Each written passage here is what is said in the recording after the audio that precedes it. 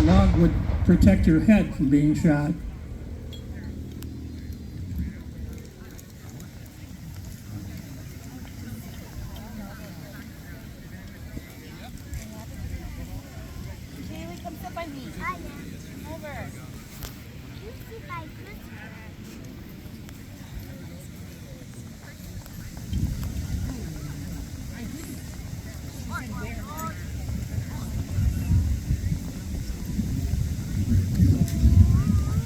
And when you're watching the battle, another thing to watch are the infantry soldiers as they start to take their positions. The muskets that they have are rifles. They're very accurate. In order to be a sharpshooter during the Civil War, you had to fire 10 out of 10 rounds into a 52-inch circle at 200 yards offhand. Wow. People out there that shoot can really understand how difficult that would be. And you had to qualify to be a sharpshooter twice a year. But for the average infantryman, the muskets or rifles, it takes 9 completely separate steps to load and fire one of those things. You'll notice on their left hip there's a cartridge box. They'll pull a cartridge out of their box and they'll bite off one end of it. Inside is a bullet and some powder inside a paper roll. They'll pour the paper down the barrel, and then they'll put the bullet down the muzzle of the barrel, pull the ramrod out, and ram everything down into the firing chamber. And then they will take a small metal cap and place it on the other end of the barrel, which when the hammer strikes the cap will send a spark into the firing chamber, hopefully igniting the powder and firing the weapon. During the battle, when there's a lot of confusion and a lot of noise going on, sometimes that rifle wouldn't go off and the soldier wouldn't know about it. So they would load 2 or 3 times of a load into a barrel. When it finally exploded, it would explode the barrel itself.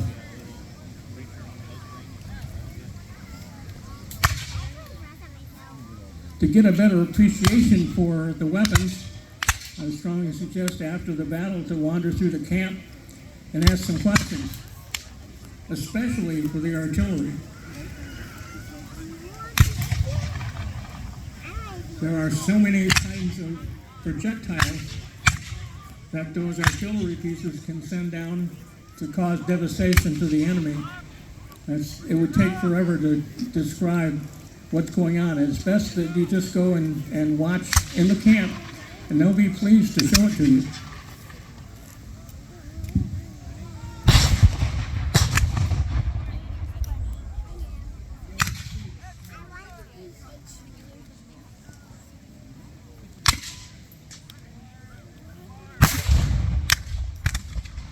What you're seeing is what they call a skirmish formation. Practically every battle started this way. Both sides would send out some skirmishers to see what the enemy is up to, if they can figure out how large the enemy forces are, and they will send runners back to their commander to let them know what they find.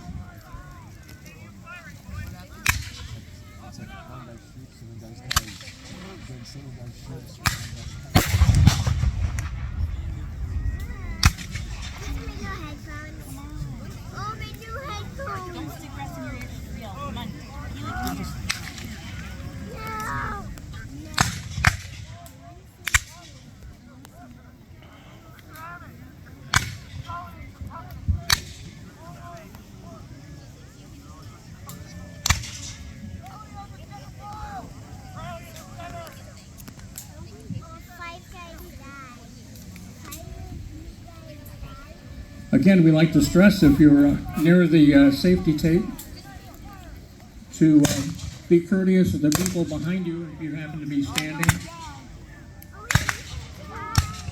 Make sure the people behind you can see as well.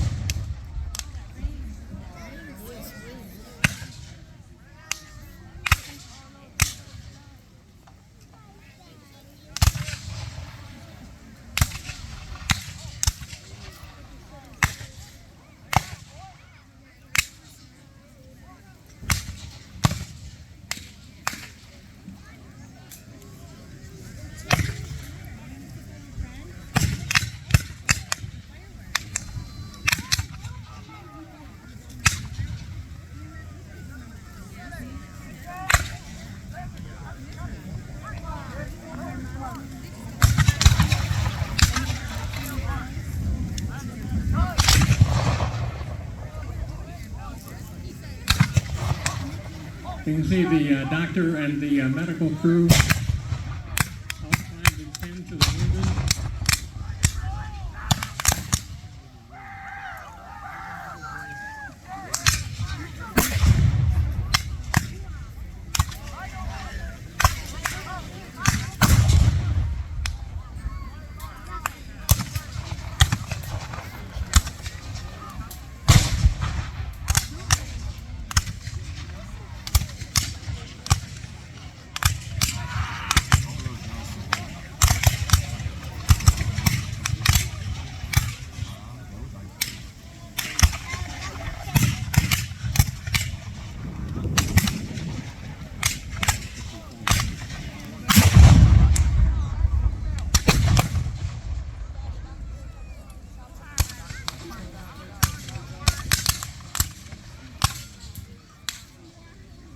It's difficult to try to take everything in. There's so much going on. It looks like the Confederates are trying to send out a force to turn the left flank of the Union line a little bit. But here comes the cavalry.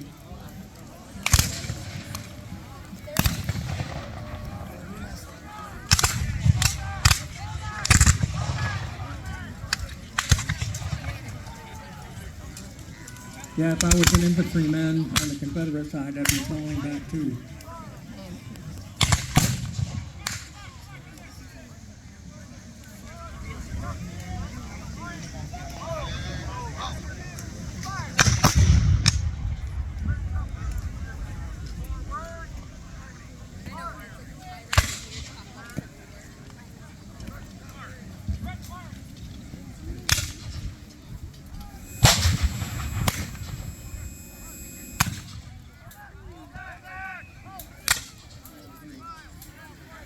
They were winning the skirmish.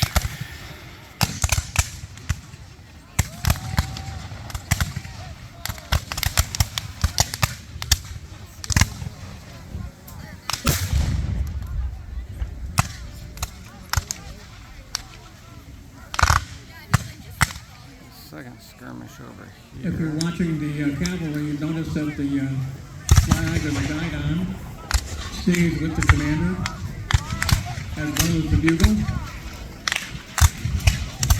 And they're going out with pistols drawn.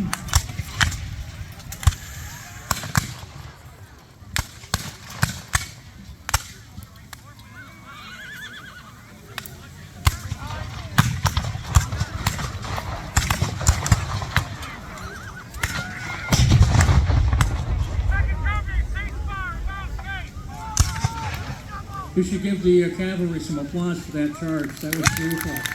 Imagine the hours it takes to train those horses to walk into gunfire and having a pistol being discharged at their ear.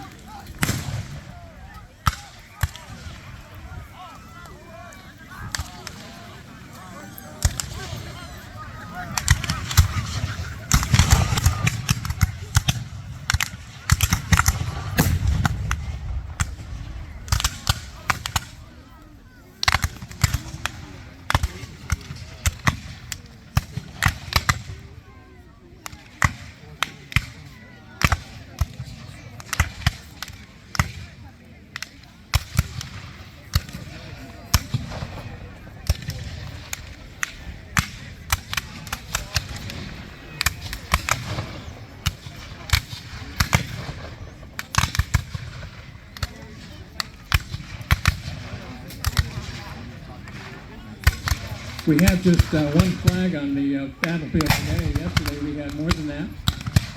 The flags are very important. They had a major purpose for infantry, cavalry, and artillery. For the infantry, it tells the infantry line where they're supposed to be and where they're supposed to go. For the cavalry and artillery, it tells everybody where the commander is located. So when orders come through, they know where to go. So the flags are very important to the regiments. And it was a major setback to a regiment if the flag happened to be captured by the other side. In fact, during the Civil War, the United States government enacted an award specifically at first for valor in capturing an enemy flag, but also for valor above and beyond the call of duty. We know it now as the Congressional Medal of Honor.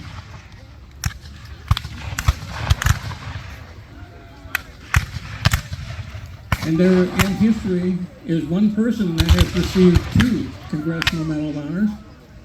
Happens to be General George Custer's brother, Tom.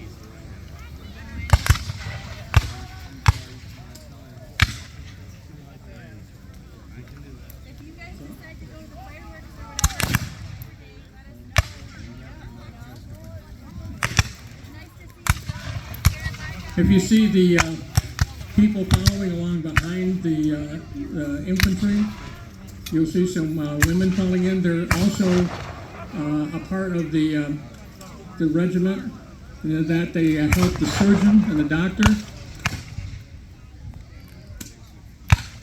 attend to the wounded. They'll give them aid, help them back to the surgeon. Also during the Civil War, there were many women that posed themselves as men and fell into the ranks. One of the most famous ones was from Michigan, Sarah Emma Edmonds, who joined the 2nd Michigan and fought with the 2nd Michigan during the Civil War. And at one point, the regiment needed a spy. So the idea was, let's dress up one of our soldiers as a woman and send them into town to see what kind of information they can find. Well, guess who volunteered? She made a very good woman, a very convincing one, because she was one. So she was a spy to help the Union Army find out some information about what was going on in town, about the enemy. She never was really found out to be a woman posing as a man until after the war. During the war, she got sick, and rather than go to the surgeon, she left because she knew as soon as she went into the medical tent that she would be discovered as a woman and thrown out of the army. So she went back home. A word of her story got to the regiment after the war, and the soldiers and the veterans of the 2nd Michigan Infantry all got together and they lobbied Congress and they allowed that Sarah Emma Edmonds would be the first woman to receive a pension for military service. She was from Michigan.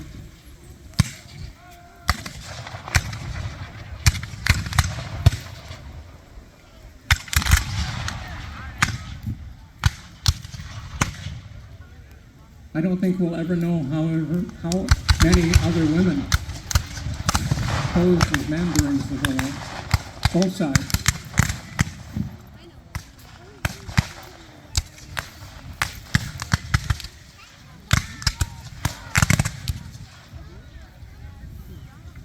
The Civil War also changed things for women in this country. Before the war, in many states, women were not allowed to own businesses.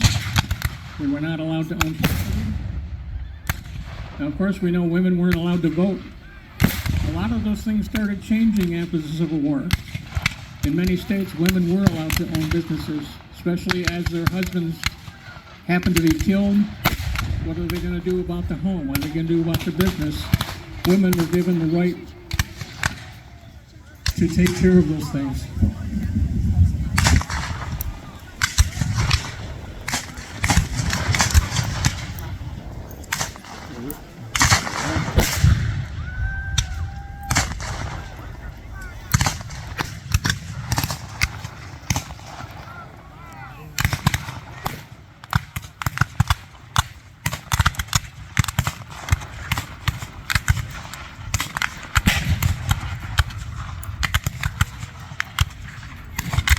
Tried to get both skirmishes in one shot. These guys.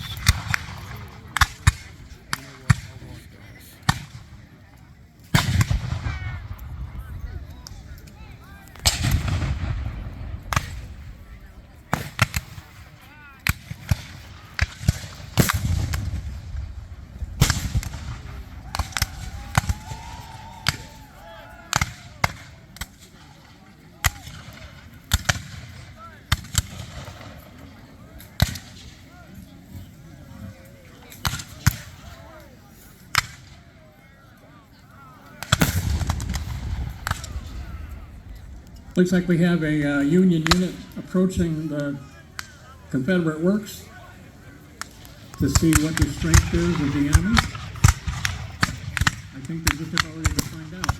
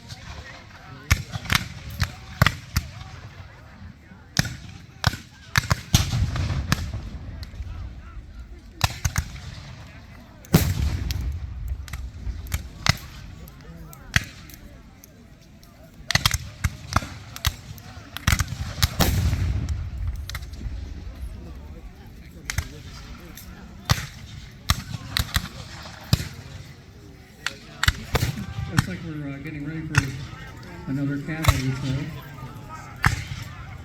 They have revolvers drawn.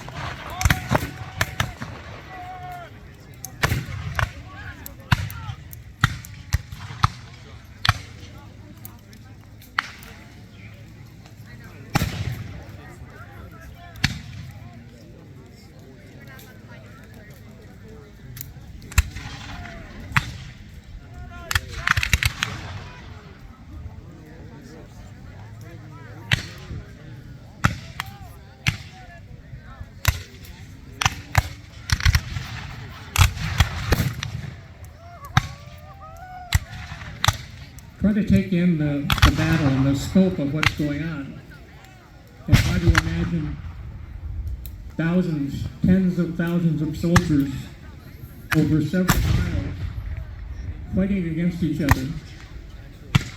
What you're seeing here today is just a fraction, a small fraction of what a Civil War battle was.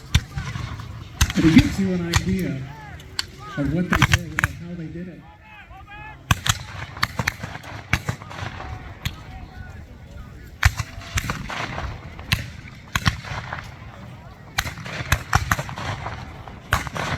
Looks like the cavalry did their job.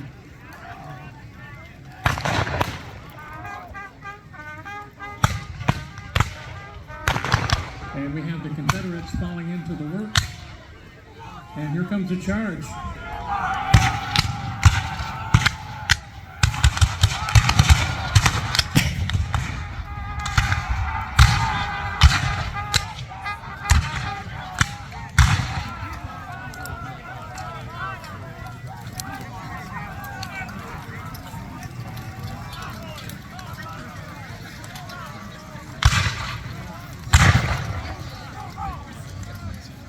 This is representative of just about any battle anywhere during the Civil War. This is the kind of thing, this is how it would have looked.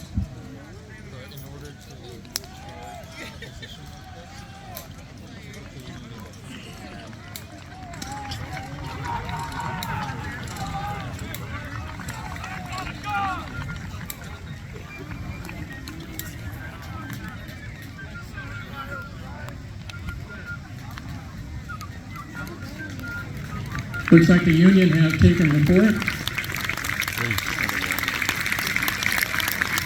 Looks like the Confederates are going to be giving up.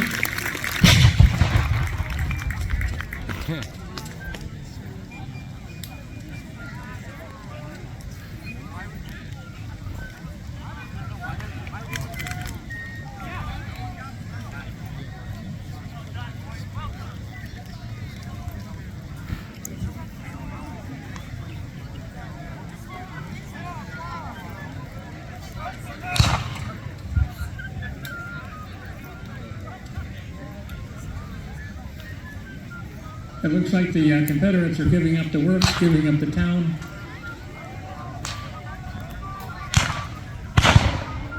I don't think this is quite over yet.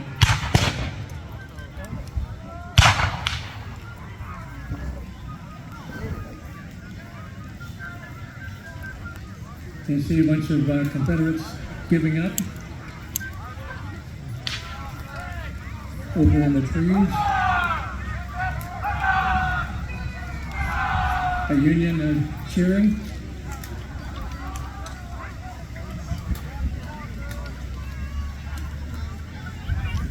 And think about all of the casualties, all those people that gave their lives for what they believed in during the Civil War, and all wars before and since.